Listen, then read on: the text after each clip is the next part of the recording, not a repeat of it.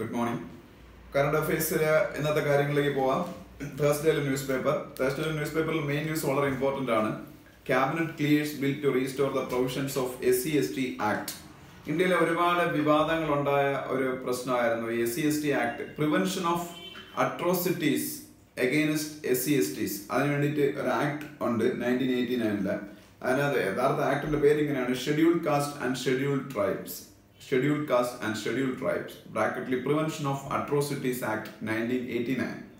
അപ്പോൾ Scheduled Caste and Scheduled Tribes Prevention of Atrocities Act 1989 provisions ഉപയോഗിച്ച് ഒരു scheduled caste scheduled tribe കമ്മ്യൂണിറ്റിയിലെ ഒരാൾ മറ്റൊരാൾക്കെതിരെ case കൊടുത്താൽ ആ കേസിലെ ജാമ്യം പോലും കിട്ടാതെ പെട്ടെന്ന് തന്നെ അറസ്റ്റ് ചെയ്ത് ആർക്കെതിരെയാണ് കേസ് കൊടുക്കുന്നവരെ കൊണ്ടുപോകുന്ന അവസ്ഥയാണ്. പക്ഷെ ഇത് പലപ്പോഴും മിസ്യൂസ് ചെയ്യപ്പെട്ടിട്ടുണ്ടെന്നുള്ളൊരു സത്യമാണ്. എന്നാലും മിസ്യൂസ് ചെയ്യപ്പെടുന്നു എന്നുള്ള പേരിൽ സുപ്രീം കോടതി അങ്ങനെ ഇമ്മീഡിയറ്റ് അറസ്റ്റ് എന്നുള്ള ഒരു പ്രൊവിഷൻ എടുത്ത് മാറ്റി. എന്നിട്ട് പോലീസ് ഓഫീസേഴ്സ് ഒക്കെ പ്രോപ്പർ ഇൻവെസ്റ്റിഗേഷൻ നടത്തിയതിനു ശേഷം മാത്രമേ സംശയമുള്ള കേസുകൾ ഇമ്മീഡിയറ്റ് അറസ്റ്റ് നടത്താൻ പാടുള്ളൂ എന്നൊരു വിധി പുറപ്പെടുവിച്ചു. ഇതിന്റെ പേരിൽ ഇന്ത്യയിൽ മുഴുവൻ ദളിത് കമ്മ്യൂണിറ്റീസ് ഭയങ്കര അജിറ്റേഷൻസിന് കാരണമായി.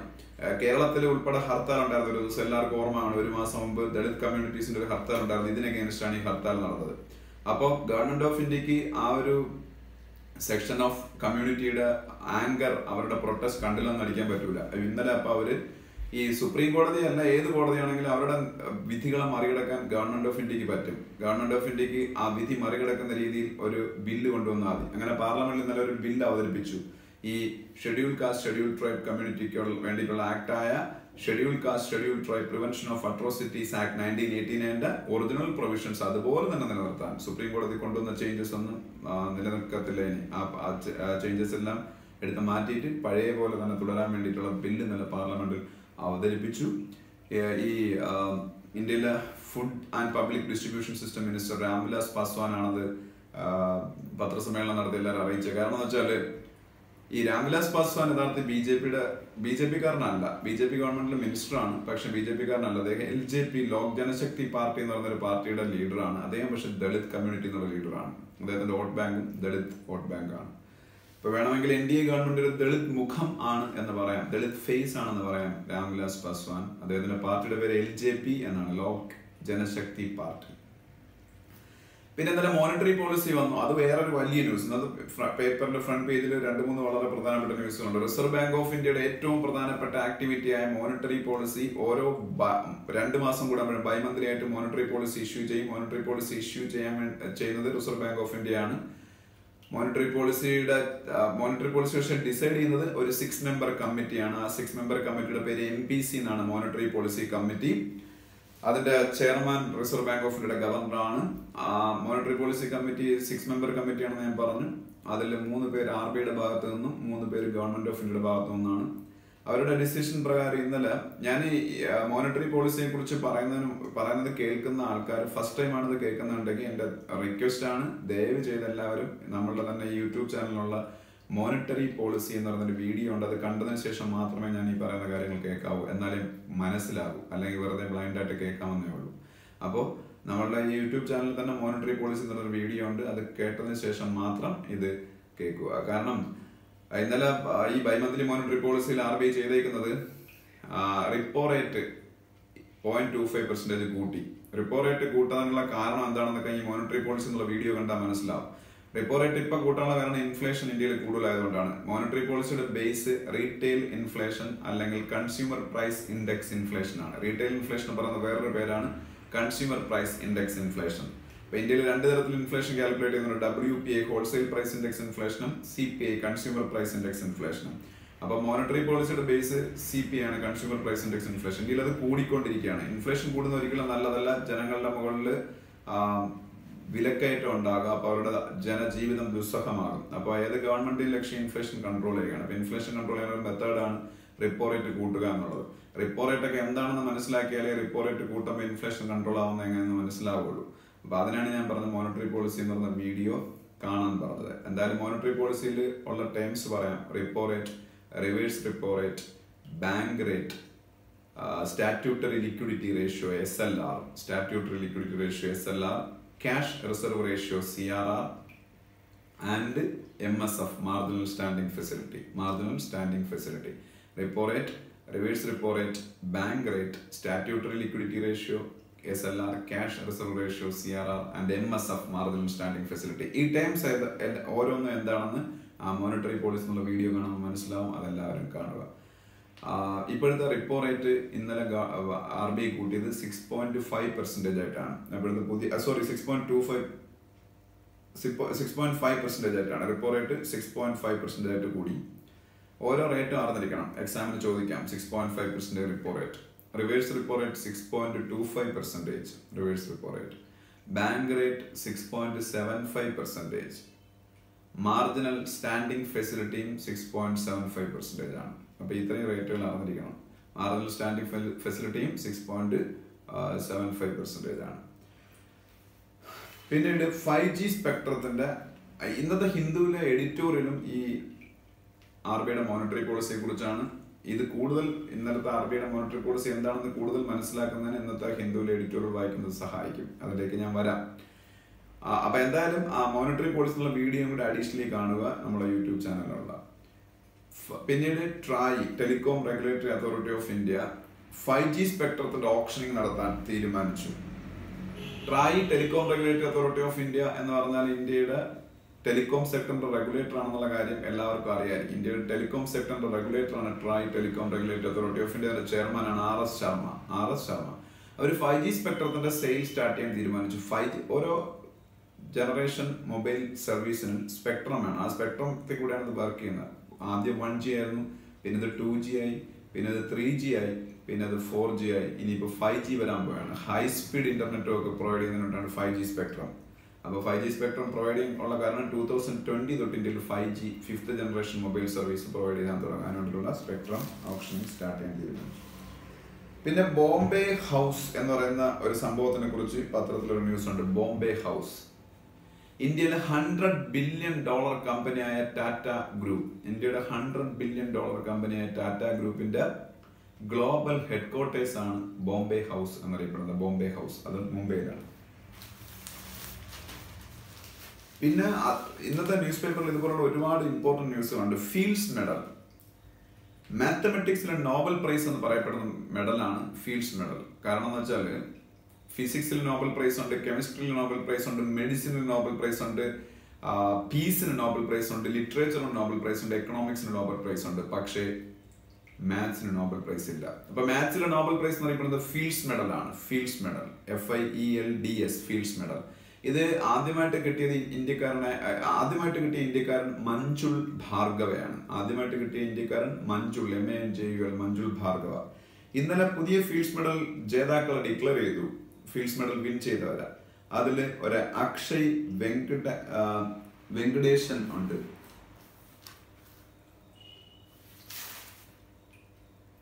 അക്ഷയ് വെങ്കടേഷ് ഉണ്ട്. ഈ അക്ഷയ് വെങ്കടേഷ് സിറ്റിസൺഷിപ്പ് ഇന്ത്യ ചെയ്തിട്ടൊന്നുമല്ല, എനിക്കൊന്ന് ബ്രിട്ടീഷ് സിറ്റിസൺഷിപ്പ് ആണ്. പക്ഷേ ഇന്ത്യൻ ഒറിജിൻ ആണെന്ന് പേര് കേൾക്കുമ്പോൾ തന്നെ മനസ്സിലാവും. അപ്പൊ ഇപ്പോഴത്തെ ഫീൽഡ്സ് മെഡൽ ഡിക്ലെയർ ചെയ്തപ്പോൾ ഫീൽഡ്സ് മെഡൽ വിൻ ചെയ്ത ഇന്ത്യൻ ഒറിജിൻ ആയിട്ടുള്ള ആളാണ് അക്ഷയ് വെങ്കടേഷ്. പിന്നെ സ്പോർട്സ് പേജിലേക്ക് പോകുമ്പോൾ സാകേത് മൈനേനി, ഇന്ത്യയുടെ ഒരു ടെന്നീസ് പ്ലെയർ ആണ് സാകേത് മൈനേനി, MYNENI, സാകേത് മൈനേനി. പിന്നെ ഇന്ത്യയുടെ ഏറ്റവും സക്സസ്ഫുൾ ആയിട്ടുള്ള റെസ്ലർ ആരെന്ന് വെച്ചാൽ, ഗുസ്തിക്കാരനാരെന്ന് വെച്ചാൽ സുശീൽ കുമാറാണ്. ഇന്ത്യയുടെ ഹിസ്റ്ററിയിൽ ഒളിമ്പിക്സിൽ അടുത്തടുത്ത 2 ഒളിമ്പിക്സിൽ മെഡൽ നേടിയ ഒരേ ഒരാളെ ഉള്ളൂ, അത് സുശീൽ കുമാറാണ്. റെസ്ലിംഗ് ഫീൽഡിൽ ഏറ്റവും പ്രശസ്തൻ. അതുപോലെ ഇന്ത്യയുടെ റെസ്ലിംഗ് ടീമിന് സ്പോൺസർഷിപ്പ് കിട്ടി. ഇന്ത്യയുടെ റെസ്ലിംഗ് ടീമിന്റെ പുതിയ സ്പോൺസറാണ് ടാറ്റ മോട്ടോഴ്സ്. അപ്പോൾ ടാറ്റ മോട്ടോഴ്സ് 18 കോടി രൂപയ്ക്ക് ഇന്ത്യയുടെ റെസ്ലിംഗ് ടീമിനെ സ്പോൺസർ ചെയ്യാൻ തീരുമാനിച്ചു. അപ്പം അതൊരു വലിയ സഹായമാണ് ഇന്ത്യയുടെ റെസ്ലിംഗ് ടീമിനെ സംബന്ധിച്ച്. പിന്നെ വേൾഡ് ബാഡ്മിന്റൺ ചാമ്പ്യൻഷിപ്പ് നടന്നുകൊണ്ടിരിക്കുന്നത് ഞാൻ ഓൾറെഡി പറഞ്ഞാണ്. നാൻജിങ്, ചൈനയിലെ നാൻജിങ്ങിൽ, NANJING, വേൾഡ് ബാഡ്മിന്റൺ ചാമ്പ്യൻഷിപ്പ്. പിന്നെ ഇന്ത്യയും ഇംഗ്ലണ്ടും തമ്മിലുള്ള ക്രിക്കറ്റ് ടെസ്റ്റ് സീരീസ് സ്റ്റാർട്ട് ചെയ്തു. അത് ജസ്റ്റ് സ്റ്റാർട്ട് ചെയ്തേ, അതിനെക്കുറിച്ച് തൽക്കാലം നമ്മൾ എഴുതിയെടുക്കാനൊന്നും ആവശ്യമില്ല. Mithali Raj, Indian women cricket ടീമിന്റെ ക്യാപ്റ്റനാണ് മിതാലി രാജ്, MITHALI, മിതാലി രാജ്. അതേപോലെ മിതാലി രാജിന് വേറെ റെക്കോർഡും കൂടെ ഉണ്ട്. വിമൻ വൺ ഡേ ക്രിക്കറ്റിൽ ഏറ്റവും കൂടുതൽ റൺ സ്കോർ ചെയ്ത താരം എന്നുള്ള വേൾഡ് റെക്കോർഡും മിതാലി രാജിന്റെ പേരിലാണ്, മിതാലി രാജ്. ഇൻഷുറൻസ് സെക്ടറിലെ റെഗുലേറ്റർ ആണ് IRDAI. ഇൻഷുറൻസ് സെക്ടറിലെ റെഗുലേറ്റർ ആണ് IRDAI. IRDAയുടെ expansion insurance regulatory and development authority എന്നാണ്. IRDAI insurance regulatory and development authority. IWAI Inland Waterways Authority of India. IWAI Inland Waterways Authority of India. അതായത് ഇന്ത്യയിൽ നാഷണൽ ഹൈവേസും ഒക്കെ ഉള്ളതുപോലെ വാട്ടർവേസ് ഉണ്ട്. നാഷണൽ ഹൈവേസിന്റെ അതോറിറ്റിയാണ് NHAI, national highway authority of India. ഇതുപോലെ ജലപാതകളുണ്ട്, വാട്ടർവേസ്. നാഷണൽ വാട്ടർവേസ് തന്നെ ഉണ്ട്. ഈ വാട്ടർവേസുമായിട്ട് ബന്ധപ്പെട്ട അതോറിറ്റിയാണ് IWAI inland water authority of India. Zarin Daruwala, ZARIN, Zarin Daruwala, DARUWALA. ലോക പ്രശസ്തമായ ഒരു ഫോറിൻ ബാങ്കാണ് സ്റ്റാൻഡേർഡ് ചാർട്ടേഡ്. ഈ സ്റ്റാൻഡേർഡ് ചാർട്ടേഡ് ബാങ്കിന്റെ ഇന്ത്യ ഡിവിഷന്റെ ഹെഡാണ് Sarin Daruvala. Standard chartered bank എന്ന് പറഞ്ഞാൽ വേൾഡ് വൈഡ് ആയിട്ടുള്ള ഒരു മൾട്ടിനാഷണൽ ബാങ്കാണ്. അതിന്റെ ഇന്ത്യ ഡിവിഷന്റെ ഹെഡാണ് ഇവര്. രജനീഷ് കുമാർ ഇന്ത്യയുടെ ഏറ്റവും വലിയ ബാങ്കായ സ്റ്റേറ്റ് ബാങ്ക് ഓഫ് ഇന്ത്യയുടെ ചെയർമാനാണ്. Abhik Barua, ABHEK, Abhik Barua, Chief Economist, HDFC Bank. HDFC ബാങ്കിന്റെ ചീഫ് എക്കണോമിസ്റ്റ് ആണ് അഭിക് ബറുവ.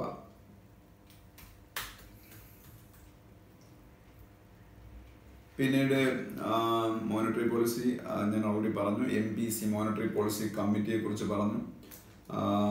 പിന്നീട് LIC life insurance corporation of India IDBI ബാങ്കിന്റെ 51% ഷെയർസ് ബൈ ചെയ്യാൻ വേണ്ടിയിട്ടുള്ള ഡിസിഷൻ എടുത്തിരുന്നു. അതിന് ഇന്നലെ ഗവൺമെന്റ് ഓഫ് ഇന്ത്യയുടെ അപ്രൂവൽ കിട്ടി. അപ്പം ഇനി മുതൽ IDBI ബാങ്കിന്റെ 51% ഷെയർസ് ഗവൺമെന്റ് ഓഫ് ഇന്ത്യയുടെ കയ്യിലായിരിക്കും. LICയുടെ കയ്യിലായിരിക്കും. അത് അറിഞ്ഞിരിക്കേണ്ട കാര്യമാണ്. അപ്പോ LIC വാങ്ങിയാണ് 51% ഷെയർസ് IDBI ബാങ്കിൽ. അതിനുള്ള അപ്രൂവൽ ഇന്നലെ അവർക്ക് കിട്ടി. അതുപോലെ ഫിനോ പേയ്മെന്റ് ബാങ്ക് എന്ന് പറഞ്ഞൊരു പേയ്മെന്റ് ബാങ്ക് ഉണ്ട്. ഇതിൽ പുതുതായിട്ട് തുടങ്ങിയ ഒരു ടൈപ്പ് ഓഫ് ബാങ്കാണ് പേയ്മെന്റ് ബാങ്ക്. അപ്പോൾ ഈ ഫിനോ പേയ്മെന്റ് ബാങ്ക് എന്ന് പറയുന്ന പേയ്മെന്റ് ബാങ്കിന് റിസർവ് ബാങ്ക് ഓഫ് ഇന്ത്യ ഇന്നലെ പുതിയ അക്കൗണ്ട്സ് ഓപ്പൺ ചെയ്യുന്നതിൽ നിന്ന് ബാൻ ചെയ്തു തൽക്കാലത്ത്. അതിന്റെ കാരണം എന്താണെന്ന് വെച്ചാൽ ഒരു പേയ്മെന്റ് ബാങ്കിന് ഒരു അക്കൗണ്ടിൽ മാക്സിമം സൂക്ഷിക്കാവുന്ന എമൗണ്ട് 1 lakh rupees ആണ്. അല്ലെങ്കിൽ ഒരു പേയ്മെന്റ് ബാങ്കിന്റെ ഡെപ്പോസിറ്റിന്റെ ലിമിറ്റ് 1 ലക്ഷം രൂപയാണ്. ഞാനൊരു പേയ്മെന്റ് ബാങ്കിൽ അക്കൗണ്ട് ഹോൾഡർ ആണെങ്കിൽ 1 lakh rupees മാക്സിമം ഇൻവെസ്റ്റ് ചെയ്യാൻ പറ്റും. പക്ഷെ ഫിനോ പേയ്മെന്റ് ബാങ്കിലെ ചില അക്കൗണ്ടുകളിൽ അതിന് കൂടുതൽ പണം ഉള്ളതായിട്ട് RBI റിപ്പോർട്ട് ചെയ്യപ്പെട്ടു. ഇതാണ് ഈ ഇങ്ങനൊരു ഡിസിഷൻ RBI എടുക്കാനുള്ള കാരണം. എന്തായാലും ഇന്ത്യയിൽ ഒരുപാട് പേയ്മെന്റ് ബാങ്കുകളുണ്ട്. അതൊരു പേയ്മെന്റ് ബാങ്കാണ് ഫിനോ പേയ്മെന്റ് ബാങ്ക്. പിന്നെ NS വിശ്വനാഥന്റെ ഒരു ഫോട്ടോ ഉണ്ട്. NS Viswanathan reserve bank of ഇന്ത്യയുടെ ഡെപ്യൂട്ടി ഗവർണേഴ്സിൽ ഒരാളാണ്. റിസർവ് ബാങ്ക് ഓഫ് ഇന്ത്യക്ക് 4 ഡെപ്യൂട്ടി ഗവർണേഴ്സ് ആണ്. ഗവർണർ എല്ലാവർക്കും അറിയാം, Urjit Patel. Deputy governors Viral Acharya, VIRAL Viral Acharya, NS Viswanathan, R Gandhi, NS Viswanathan, Viral Acharya, MK Jain, JAIN, MK Jain and BP Kanungo, KNUNGO. പിന്നെ ഇന്ത്യയുടെ GST കളക്ഷൻ കൂടി എന്ന് പറഞ്ഞൊരു ന്യൂസ് ഉണ്ട്. അതിപ്പോ മന്ത്ലി അത് കൂടുകയാണ്. കാരണം GST കംപ്ലൈൻസ് ഒക്കെ ഇപ്പൊ കൂടി വരികയാണ്. അതാണ് റീസൺ. പിന്നെ ഇറാൻ റിജക്ട്സ്, അതാണ് ഇന്റർനാഷണൽ പേജിലേക്ക് പോകുമ്പോൾ 12ാമത്തെ പേജ് ഇന്റർനാഷണൽ പേജാണ്. ആ പേജിലേക്ക് പോകുമ്പോൾ ഒരു ന്യൂസ് എന്ന് വെച്ചാൽ Iran rejects Trump's offer for talks എന്നാണ്. അതായത് ഇന്ന് ലോകത്തിലെ ഏറ്റവും കൂടുതൽ പ്രശ്നങ്ങളുള്ള 2 രാജ്യങ്ങളാണ് ഇറാനും അമേരിക്ക. അതായത് അവരുടെ ഇടയിൽ വലിയ പ്രശ്നങ്ങളാണ് ഇറാന്റെയും അമേരിക്കയുടെയും ഇടയിൽ. അപ്പോൾ ഇറാനുമായിട്ടുള്ള പ്രശ്നങ്ങൾ കുറെയെങ്കിലും സോൾവ് ചെയ്യുന്നതിന് വേണ്ടിയിട്ട് ഡൊണാൾഡ് ട്രംപ് ഇറാനുമായിട്ട് ടോക്സ് നടത്താൻ റെഡിയാണെന്ന് ഒരു ട്വീറ്റ് ഈ ഇടയ്ക്ക് ഇട്ടിരുന്നു ട്വിറ്ററിൽ. അപ്പൊ അതിനുള്ള റെസ്പോൺസ് ആയിട്ട് ഇറാന്റെ ഫോറിൻ മിനിസ്റ്റർ ജവാദ് സരീഫ് പറഞ്ഞേക്കുന്നു, ഇതുപോലുള്ള PR സ്റ്റണ്ടുകൾ, പബ്ലിക് റിലേഷൻ സ്റ്റണ്ടുകൾ വെറുതെ ഇറക്കരുത്. നമുക്ക് നമ്മളെ ഭീഷണിപ്പെടുത്തുന്ന രാജ്യമാണ് അമേരിക്ക. അതുകൊണ്ട് ഭീഷണിയും അതുപോലെ ഇതുപോലുള്ള PR സ്റ്റണ്ടുകൾ ഒരുമിച്ച് കൊണ്ടുപോകണ്ട എന്നുള്ള രീതിയിൽ ഒരു സ്റ്റേറ്റ്മെന്റ് പറഞ്ഞിരിക്കുന്നത്. ഇറാന്റെ പ്രസിഡന്റ് ഹസൻ റൊഹാനിയാണ്. ഇറാന്റെ പ്രസിഡന്റ് ഹസൻ റൊഹാനി, ROUHANI. ഇറാന്റെ ക്യാപിറ്റൽ ടെഹ്റാൻ ആണ്. ഇറാന്റെ ഫോറിൻ മിനിസ്റ്ററാണ് Javad Zarif, JAVAD, Javad Zarif, ZARIF. സിംബാബ്വേയിൽ ഇലക്ഷൻ കഴിഞ്ഞു. പക്ഷേ ഇലക്ഷന്റെ റിസൾട്ട് ഒന്നും ഒഫീഷ്യലി ഡിക്ലെയർ ചെയ്തിട്ടില്ല. എന്നാലും ഇലക്ഷനിൽ അവിടുത്തെ റൂളിംഗ് പാർട്ടി കുറച്ച് കൃത്രിമമോ കാണിച്ചു എന്നാണ് പൊതുവെ കരുതപ്പെടുന്നത്. റൂളിംഗ് പാർട്ടി തന്നെ അതുകൊണ്ട് വിൻ ചെയ്യാൻ ചാൻസ് കൂടുതലാണ്. ഒഫീഷ്യലി അവരുടെ president election final result declare ചെയ്തിട്ടില്ല. Zimbabwe is an African country, its capital is Harare. നമ്മൾ ഇന്നലത്തെ വീഡിയോയിൽ ഡിസ്കസ് ചെയ്തതാണ്. സിംബാബ്വെയുടെ ഇപ്പോഴത്തെ പ്രസിഡന്റ് എമേഴ്സൺ മംഗാഗ്വെ ആണ്. EMMERSON Emmerson MNANGAGWA Emmerson Mnangagwa. അപ്പോൾ പ്രസിഡന്റ് ഓഫ് സിംബാബ്വെ, പുള്ളി തന്നെ വീണ്ടും ഇലക്ഷൻ ജയിക്കാനാണ് ചാൻസ് എന്ന് പറയപ്പെടുന്നത്. അഫ്ഗാനിസ്ഥാന്റെ പ്രസിഡന്റ് ഇലക്ഷൻ 2019 ഏപ്രിൽ 20 നടക്കുന്നൊരു ന്യൂസ് ഉണ്ട്. അത് ഡേറ്റ് ഒന്നും എഴുതിയെടുക്കേണ്ട. എന്തായാലും അഫ്ഗാനിസ്ഥാനിൽ 2019 ഇലക്ഷൻ ആണ്, പ്രസിഡന്റ് ഇലക്ഷൻ. ഇപ്പോഴത്തെ അഫ്ഗാൻ പ്രസിഡന്റ് ആണ് അഷ്റഫ് ഗനി. അതുപോലെ സിറിയയുടെ പ്രസിഡന്റ് ബഷർ അൽ അസാദിന്റെ ഒരു സ്റ്റേറ്റ്മെന്റ് ഉണ്ട്. കഴിഞ്ഞ 7 വർഷമായിട്ട് വളരെ ബ്രൂട്ടലായിട്ടുള്ള സിവിൽ വാർ നടക്കുന്ന രാജ്യമാണ്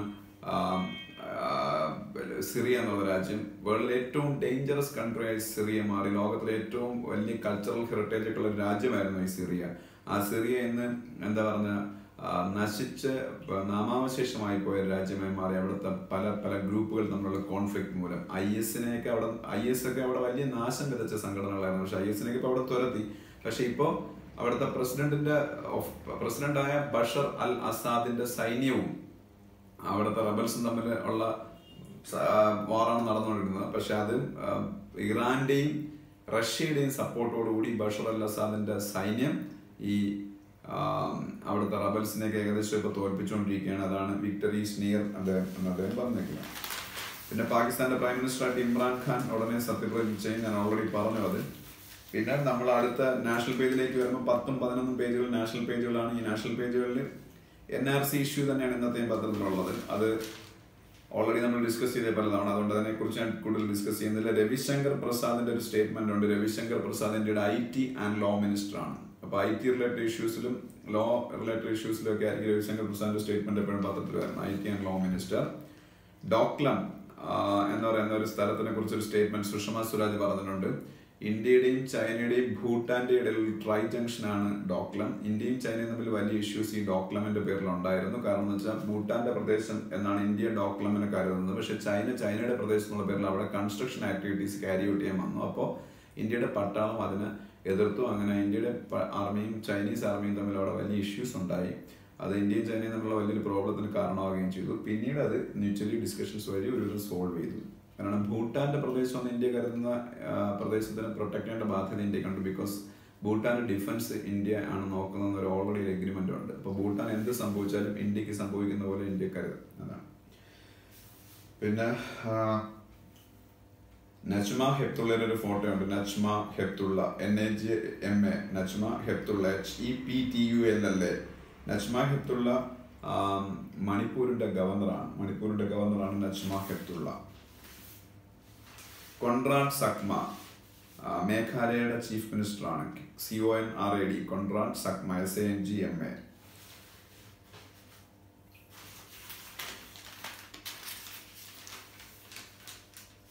Indian high commissioner to Bangladesh Harsh Vardhan HARSH Harsh Vardhan VARDHAN. Shringla SHRINGLA Harsh Vardhan Shringla. പിന്നെ ഞാൻ നേരത്തെ പറഞ്ഞതാണ് ഹിന്ദുവിന്റെ ഫസ്റ്റ് എഡിറ്റോറിയൽ 8ാമത്തെ പേജ് എഡിറ്റോറിയൽ പേജാണ്. 8ാമത്തെ പേജ് എഡിറ്റോറിയൽ പേജിലേക്ക് വരുമ്പോൾ ഫസ്റ്റ് എഡിറ്റോറിയൽ എന്ന് പറഞ്ഞാൽ പൂർണ്ണമായിട്ടും RBIയുടെ മോണിറ്ററി പോളിസിയെ സപ്പോർട്ട് ചെയ്തുകൊണ്ടുള്ളതാണ്. RBIയുടെ മോണിറ്ററി പോളിസിയിൽ ഇന്നലെ reserve bank of India 0.25% repo rate കൂട്ടി. അതായത് 6.25% ആയിരുന്ന റിപ്പോ റേറ്റ് 6.5% ആയിട്ട് ഇൻക്രീസ് ചെയ്തു. അത് എന്തുകൊണ്ടാണ് അങ്ങനെ ഒരു സ്റ്റാൻഡ് RBIക്ക് എടുക്കേണ്ടി വന്നുള്ള ഒരു അനാലിസിസ് ആണ് ഈ ഹിന്ദുവിലെ ഫസ്റ്റ് എഡിറ്റോറിയൽ. അതിനെ പൂർണ്ണമായിട്ട് സപ്പോർട്ട് ചെയ്യുന്ന രീതിയിലാണ് ഹിന്ദുവിന്റെ എഡിറ്റോറിയൽ വന്നിരിക്കുന്നത് ഈ ഒരു ഡിസിഷന്. അപ്പം ഈ ഒരു എഡിറ്റോറിയൽ വായിച്ചാൽ ഏതൊരു കോമൺ മാനിനും എന്തൊക്കെയാണ് reasons which lead to the increase in repo rate from 6.25% to 6.5%. What led RBI in taking such a decision. അതിൻ്റെ ഒരു അനാലിസിസ് അത് എല്ലാവർക്കും മനസ്സിലായതുകൊണ്ട് എനിക്ക് എല്ലാവരോടും പറയാനുള്ളത്, എസ്പെഷ്യലി ആപ്റ്റിറ്റ്യൂഡിലെ സ്റ്റുഡൻസിനോട് എനിക്ക് പറയാനുള്ളത്, എഡിറ്റോറിയലിൻ്റെ സമ്മറി ഡെയിലി ഹോംവർക്കായിട്ട് ഉള്ളവരാണ് നിങ്ങൾ. അത് ഫസ്റ്റ് എഡിറ്റോറിയലിൻ്റെ സമ്മറി മാത്രമേ നാളെ എഴുതിയിട്ട് വരാവുള്ളൂ. അത് ചെക്ക് ചെയ്യുന്നതായിരിക്കും. പിന്നീട് രണ്ടാമത്തെ എഡിറ്റോറിയൽ എന്ന് പറഞ്ഞാൽ റീകൺസിഡർ ദ ബാൻ എന്ന് പറഞ്ഞൊരു എഡിറ്റോറിയലാണ്. അതെന്ന് വെച്ചാൽ ഓക്സിറ്റോസിൻ എന്ന് പറയുന്നൊരു ഡ്രഗ് ഉണ്ട്. Oxytocin, OXYTOSIN, oxytocin. ഈ ഓക്സിറ്റോസിൻ യഥാർത്ഥത്തിൽ കുറെ ഗുണങ്ങളുള്ളൊരു ഡ്രഗാണ്. അതായത് ഈ പ്രത്യേകിച്ച് പ്രഗ്നന്റ് വിമനൊക്കെ ചില കാര്യങ്ങൾക്ക് വേണ്ടിയിട്ട് ഓക്സിറ്റോസിൻ യൂസ് ചെയ്യാറുണ്ട്. പക്ഷേ ഗവൺമെന്റ് അതിനെ ബാൻ ചെയ്തു. ബാൻ ചെയ്യുന്ന റീസൺ എന്താണെന്ന് വെച്ചാൽ ഇത് പല പിന്നീട് ഫാമുകളിലും, അതുപോലെ ഫാമുകളിൽ നിന്ന് ഉദ്ദേശിച്ച പശു, അതുപോലെ ഗോട്ട് ഫാം, ഈ ഫാമുകളിലൊക്കെ പാല് കൂടുതലായിട്ട് ഉത്പാദിപ്പിക്കുന്നതിന് വേണ്ടിയിട്ട് ഇത് കൃത്രിമമായിട്ട് കുത്തിവെക്കുകയും അങ്ങനെയൊക്കെ ഇൻജെക്ട് ചെയ്യുകയൊക്കെ ചെയ്യുന്നുണ്ട് ഈ മൃഗങ്ങളിൽ, ആനിമൽസിൽ. അപ്പോൾ അതിന്റെ മിസ്യൂസ് ഭയങ്കരമായിട്ട് കൂടുന്നു. അപ്പോൾ അത് ഭയങ്കര വലിയ കോൺസിക്വൻസസ് ഉണ്ടാകും. ഇത് കണ്ടറിഞ്ഞാണ് ഗവൺമെന്റ് ഈ ഓക്സിറ്റോസിൻ നിരോധിച്ചത്. പക്ഷെ ഹിന്ദുവിലെ എഡിറ്റോറിയൽ ആർഗ്യൂ ചെയ്യുന്നത് അങ്ങനെ നിരോധിക്കുകയല്ല വേണ്ടത്. ഇത് സംഗതി ശരിയാണ്, ആനിമൽസിൽ ഇത് മിസ്യൂസ് ചെയ്യുന്നുണ്ട്, അത് നമുക്കും ചിലപ്പോൾ ഭാവിയിൽ ദോഷം ചെയ്തേക്കാം. പക്ഷെ അതിനെ റെഗുലേറ്റ് ചെയ്യാനും സ്ട്രിക്റ്റ് ആയിട്ട് അത് പ്രിവെന്റ് ചെയ്യാനും വേണ്ടിയുള്ള മെഷേഴ്സ് എടുക്കുകയാണ് ചെയ്യുന്നത്. അല്ലാതെ മെഡിക്കലി ഒരുപാട് ഗുണങ്ങളുള്ള ഓക്സിറ്റോസിനെ അപ്പാടെ നിരോധിക്കുകയല്ല വേണ്ടത് എന്നുള്ള രീതിയിലുള്ള ഹിന്ദുവിന്റെ എഡിറ്റോറിയലാണ് സെക്കൻഡ് എഡിറ്റോറിയൽ. പിന്നെ അതിനടുത്ത പേജിലേക്ക് പോകുമ്പോൾ സ്കൈമെറ്റിന്റെ പ്രഡിക്ഷൻ പറഞ്ഞേക്കുക. 2008 നമ്മൾ കണ്ടത് ഭയങ്കര മഴയായിരുന്നു. 2008 ഇതുവരെ നമുക്ക് മഴ ഭയങ്കര കൂടുതലായിരുന്നു കേരളത്തിലൊക്കെ. പക്ഷേ ഓൾ ഓവർ ഇന്ത്യ മഴ കുറച്ച് കുറവായിരിക്കും എന്നാണ് സ്കൈമെറ്റ് പറഞ്ഞേക്കുന്നത്. സ്കൈമെറ്റ് എന്ന് പറഞ്ഞാൽ പ്രൈവറ്റ് വെതർ ഫോർകാസ്റ്റിംഗ് ഏജൻസിയാണ്. SKYMET. Skymet is A private weather forecasting agency and India's official weather forecasting agency is IMD, Indian Meteorological Department.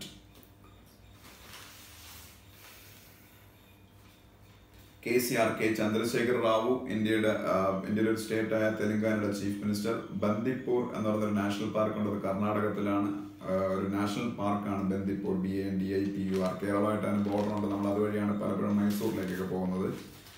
പിന്നെ section 497 of Indian penal code, അത് ശരിയാണോ എന്നുള്ളതിനെ കുറിച്ചുള്ള എക്സാമിനേഷൻ പിന്നീട് സുപ്രീം കോടതിയിൽ സ്റ്റാർട്ട് ചെയ്തു. അതിന് അഡൾട്ടറി ലോ എന്നാണ് അറിയപ്പെടുന്നത്. Adultery law section 497. ഇതെന്താണ് ഇതിന്റെ പ്രശ്നം എന്ന് വെച്ചാൽ, ഈ സെക്ഷൻ 497 പറയുന്ന ഒരു മാരീഡ് വുമന് അവരുടെ ഹസ്ബൻഡിന് സമ്മതമില്ലാതെ മറ്റൊരു പുരുഷനുമായിട്ട് സെക്ഷൽ റിലേഷൻഷിപ്പിൽ ഏർപ്പെട്ടാൽ ആ പുരുഷൻ ശിക്ഷിക്കപ്പെടുമെന്നാണ്. അതായത് രണ്ട് പ്രശ്നങ്ങളുണ്ട് ഇവിടെ. ഒന്ന്, പുരുഷൻ മാത്രമേ ശിക്ഷിക്കപ്പെടുന്നുള്ളൂ, ജെൻഡർ ഇക്വാലിറ്റി ഇല്ല. രണ്ടാമതായിട്ട് സ്ത്രീയുടെ ഹസ്ബൻഡിന്റെ സമ്മതം ഉണ്ടെങ്കിൽ ഈ പ്രശ്നമില്ല എന്നുള്ള രീതിയിൽ ഒരു ഇന്റർപ്രിട്ടേഷൻ വരും. ഹസ്ബൻഡിന്റെ സമ്മതം ഇല്ലാതെ എന്നാണ് അത് പറയുന്നത്. അപ്പോൾ സ്വാഭാവികമായിട്ടും ഹസ്ബൻഡിന്റെ ഒരു മെറ്റീരിയൽ ഒബ്ജക്റ്റായി വൈഫിനെ ട്രീറ്റ് ചെയ്യുന്നു എന്നൊരു പ്രശ്നമുണ്ട്. അപ്പോൾ സ്വാഭാവികമായിട്ട് ഈ സെക്ഷൻ 497 അപകടത്തിലാണ്. ഇത് ഇതുവരെയ്ക്ക് ആരും ക്വസ്റ്റ്യൻ ചെയ്തിട്ടില്ല. ഒരാൾ ക്വസ്റ്റ്യൻ ചെയ്തു, മലയാളിയായ ഒരു ജോസഫ് ഷൈൻ എന്ന് പറഞ്ഞൊരു കോഴിക്കോടുകാരനാണ് ഇത് ക്വസ്റ്റ്യൻ ചെയ്തത്. അപ്പോൾ ഇതിന്റെ ജോസഫ് ഷൈൻ എന്ന ആളാണ് ഇത് കേസ് കൊടുത്തേക്കുന്നത്. അപ്പോൾ ഇങ്ങനെ ക്വസ്റ്റ്യൻ ചെയ്യപ്പെട്ടതുകൊണ്ട് തന്നെ ഇത് സുപ്രീം കോടതിന്റെ കോൺസ്റ്റിറ്റ്യൂഷണൽ വാലിഡിറ്റി നോക്കുമ്പോൾ അത് തെറ്റാണെന്ന് തന്നെ പറയേണ്ടി വരുമെന്ന് എനിക്ക് തോന്നുന്നു. കാരണം രണ്ട് കാര്യങ്ങൾ, ഒന്ന് ജെൻഡർ ബയസ്, രണ്ടാമതായിട്ട് പിന്നീട് സ്ത്രീയെ ഒരു മെറ്റീരിയൽ ഒബ്ജക്റ്റ് ആയിട്ട് കാണുന്നു. ഇങ്ങനെ രണ്ട് പ്രശ്നങ്ങളാണ് ഇതിലുള്ളത്. ഇപ്പം ഇത്രയാണ് ഇന്നത്തെ ഹിന്ദുവിലെ മെയിൻ ന്യൂസുകൾ എന്ന് പറയുന്നത്. ഇനി നമുക്ക് ഇന്നത്തെ എക്കണോമിക് ടൈംസും കൂടെ ജസ്റ്റ് ഒന്ന് പെട്ടെന്ന് നോക്കാം. കുറച്ച് കാര്യങ്ങൾ അതിലുള്ളൂ.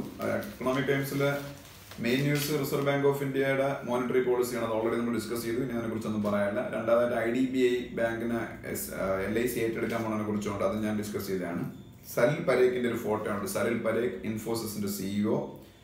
കിഷോർ ബിയാനിയുടെ പേരുണ്ട്. കിഷോർ ബിയാനി ബിഗ് ബസാർ, അതുപോലെ സെൻട്രൽ മോൾ. തിരുവനന്തപുരത്ത് ഇപ്പോൾ സെൻട്രൽ മാൾ ഓപ്പൺ ചെയ്യാൻ പോയാണ്. സെൻട്രൽ മോൾ ഈ മാസം ഓപ്പൺ ആവും, ഓഗസ്റ്റിൽ. അപ്പം ബിഗ് ബസാർ, സെൻട്രൽ മോള്, പിന്നീട് നീൽഗിരീസ്, ഇതെല്ലാം ഓൺ ചെയ്യുന്ന പാൻഡലൂൺസ്, ഇതെല്ലാം ഓൺ ചെയ്യുന്ന ഗ്രൂപ്പാണ് ഫ്യൂച്ചർ ഗ്രൂപ്പ്. അതിന്റെ ചെയർമാനാണ് കിഷോർ ബിയാനി. പിന്നീട് അകത്തെ പേജുകളിലേക്ക് പോകുമ്പോൾ ഈ SC/ST ആക്ടിനെ റീസ്റ്റോർ ചെയ്യാൻ വേണ്ടിയിട്ടുള്ള ബില്ല് ഇന്നലെ പാർലമെന്റിൽ പാസ്സാക്കി. അത് ഞാൻ ഈ ഹിന്ദുവിൽ ഡിസ്കസ് ചെയ്തു. അത് തന്നെയാണ് ഇതിൻ്റെ അകത്തുള്ളത്. പിന്നെ ഇമ്രാൻഖാൻ ഓത്ത് ടേക്കിംഗ് സെറമണി നടത്താൻ പോകുന്നതിനെ കുറിച്ച് ന്യൂസ് ഉണ്ട്. പിന്നെ ആർട്ടിക്കിൾ 35A കുറിച്ച് ഒരു ന്യൂസ് ഉണ്ട്. ആർട്ടിക്കിൾ 35A ജമ്മു ആൻഡ് കാശ്മീരിന് സ്പെഷ്യൽ പവേഴ്സ് കൊടുക്കുന്ന ഒരു ആർട്ടിക്കിളാണ് ആർട്ടിക്കിൾ 35A. പക്ഷെ അതിൻ്റെ ഒരു പ്രശ്നം, ഈ ആർട്ടിക്കിൾ 35A പറയുന്നത് എന്താണെന്ന് വെച്ചാൽ, ജമ്മു ആൻഡ് കാശ്മീരിലെ സിറ്റിസൺഷിപ്പ് അല്ലെങ്കിൽ അവിടുത്തെ റെസിഡന്റ് സ്റ്റാറ്റസ് കിട്ടണമെന്നുണ്ടെങ്കിൽ അവിടെ ഇതുപോലെ ഒരു ജെൻഡർ ബേസ്ഡ് പ്രോബ്ലം ഉണ്ട്. ജമ്മു ആൻഡ് കാശ്മീരിൽ ഒരു പുരുഷൻ ഒരു മലയാളി പെണ്ണിനെ കല്യാണം കഴിച്ചാൽ ആ മലയാളി സ്ത്രീക്ക് ജമ്മു ആൻഡ് കാശ്മീരിൽ റെസിഡന്റ് സ്റ്റാറ്റസ് കിട്ടും. പക്ഷെ ജമ്മു ആൻഡ് കാശ്മീരിൽ ഒരു സ്ത്രീ ഒരു മലയാളി മാനെ കല്യാണം കഴിച്ചാൽ അവർക്ക് റെസിഡന്റ് സ്റ്റാറ്റസ് കിട്ടത്തില്ല. അപ്പോൾ അവിടെ ഒരു ജെൻഡർ ബയസ് ഉണ്ട്. അത് against the very ethos of അല്ലെങ്കിൽ വാല്യൂസ് ഓഫ് കോൺസ്റ്റിറ്റ്യൂഷൻ ആണ്. അപ്പം അതും സുപ്രീം കോടതിയിൽ ക്വസ്റ്റ്യൻ ചെയ്യപ്പെട്ടൊക്കെയാണ്. ഇതിനെതിരെ പക്ഷേ ഇതിലും സുപ്രീം കോടതി വേണ്ട രീതിയിൽ വാദം കേട്ടാൽ ഇതിനെ സ്ക്രാപ്പ് ചെയ്യേണ്ടി വരും. പക്ഷെ അത് ജമ്മു ആൻഡ് കാശ്മീർ വലിയ പ്രശ്നങ്ങൾ സൃഷ്ടിക്കാൻ ഉറപ്പാണ്. അപ്പം അതിനെക്കുറിച്ചൊരു ന്യൂസ് ഉണ്ട്. പിന്നെ ടിം കുക്കിന്റെ ഫോട്ടോ ഉണ്ട്. ആപ്പിളിന്റെ CEO ടിം കുക്ക്. വേൾഡിലെ ഏറ്റവും വാല്യുബിൾ കമ്പനിയാണ് Apple. Most valuable company in the world ആപ്പിളിന്റെ CEO ആണ് Tim Cook. Reserve bank of India നടത്തുന്ന ഒരു ഓപ്പറേഷനാണ് open market operation. Reserve bank of India നടത്തുന്ന ഒരു ഓപ്പറേഷനാണ് ഓപ്പൺ മാർക്കറ്റ് ഓപ്പറേഷൻ. അപ്പോൾ ചിലപ്പോൾ ഏതെങ്കിലും എക്സാമിൽ ചോദിക്കാം open market operation carry out ചെയ്യുന്നവരാണ് reserve bank of India. Open market operation എന്താണെന്നൊക്കെ ഡീറ്റെയിൽ ആയിട്ട് ഞാൻ പിന്നെ ഒരു വീഡിയോയിൽ ഡിസ്കസ് ചെയ്ത് തരാം. ഇപ്പം അതിനുള്ള ടൈമില്ല. MCLR marginal cost of lending rate. MCLR marginal cost of lending rate. Reserve bank of ഇന്ത്യയിലെ ബാങ്കുകൾ ഒരു ലെൻഡ് ചെയ്യുന്ന ഏറ്റവും കുറഞ്ഞ ഇൻട്രസ്റ്റ് റേറ്റ് ആദ്യമേ ഡിക്ലെയർ ചെയ്യണം. ഇന്ത്യയിലെ ഓരോ ബാങ്കും ലോൺ കൊടുക്കുന്ന ഏറ്റവും കുറഞ്ഞ ഇൻട്രസ്റ്റ് റേറ്റ് എത്രയാണെന്ന് ആദ്യമേ ഡിക്ലെയർ ചെയ്യണം. റിസർവ് ബാങ്ക് ഓഫ് ഇന്ത്യയുടെ മാൻഡേറ്ററി ആയിട്ടുള്ള ഒരു നോമാണ്. ഇന്ത്യയിലെ ഓരോ ബാങ്കും അവർ ലെൻഡ് ചെയ്യാൻ പോകുന്ന ഏറ്റവും കുറഞ്ഞ ഇൻട്രസ്റ്റ് റേറ്റ് എത്രയാണെന്ന് മുൻകൂട്ടി ഡിക്ലെയർ ചെയ്തില്ലെങ്കിൽ അതിൽ കള്ളക്കളികൾ നടക്കാൻ ചാൻസ് ഉണ്ട്. അതിനാണ് MCLR എന്ന് പറഞ്ഞത്, marginal cost of fund based lending rate. Marginal cost of lending rate എന്ന് പറയും, marginal cost of fund based lending rate എന്ന് പറയും. AIF ഓൾട്ടർനേറ്റീവ് ഇൻവെസ്റ്റ്മെന്റ് ഫണ്ട്സ് അല്ലെങ്കിൽ ഓൾട്ടർനേറ്റ് ഇൻവെസ്റ്റ്മെന്റ് ഫണ്ട്സ് AIF. ഇത്രയാണ് ഇന്നത്തെ എക്കണോമിക് ടൈംസിലെ ന്യൂസുകൾ. 2-3 ഫോട്ടോസ് കൊടുക്കുന്നുണ്ട്, അത് നിങ്ങൾ ജസ്റ്റ് ഒന്ന് പറയാം. ജെഫ് ബിസോസിന്റെ ഫോട്ടോ ഉണ്ട്. ആമസോണിന്റെ CEO ആണ് ജെഫ് ബിസോസ്. അതുപോലെ വേൾഡിലെ റിച്ചസ്റ്റ് മാനും ആണ് Jeff Bezos. BEZOS. Mukesh Ambani എല്ലാവർക്കും അറിയാം, റിലയൻസിന്റെ chairperson. Doug McMillon DOUG Doug McMillon MCMILLON Doug McMillon CEO വാൾമാർട്ടിന്റെ CEO. വാൾമാർട്ട് എന്ന് പറഞ്ഞാൽ വേൾഡിലെ ഏറ്റവും വലിയ റീറ്റെയിലിംഗ് കമ്പനിയാണ്. നമ്മളെ ഫ്ലിപ്കാർട്ടിനെ ഇപ്പം അക്യൂർ ചെയ്ത കമ്പനിയാണ് വാൾമാർട്ടിന്റെ CEO Doug McMillon. Vijay Shekhar Sharma പേടിഎമ്മിന്റെ founder. Vijay Shekhar Sharma Paytm founder. Binny Bansal ഫ്ലിപ്കാർട്ടിന്റെ കോ ഫൗണ്ടർ. ഫ്ലിപ്കാർട്ട് ഫൗണ്ട് ചെയ്തത് ബിന്നി ബൻസാലും സച്ചിൻ ബൻസാലും ചേർന്നാണ്. Kunal Bahl KUNAL Kunal Bahl BHL Kunal Bahl founder സ്നാപ്ഡീലിന്റെ ഫൗണ്ടർ. ഇത്രയാണ് ഇന്നത്തെ എക്കണോമിക് ടൈംസിൽ ഡിസ്കസ് ചെയ്യാനുള്ള കാര്യങ്ങൾ. അപ്പോൾ ഇന്നത്തെ ഹിന്ദുവിന്റെ എക്കണോമിക് ടൈംസിന്റെ ഡിസ്കഷൻ കഴിഞ്ഞു. Thank you very much.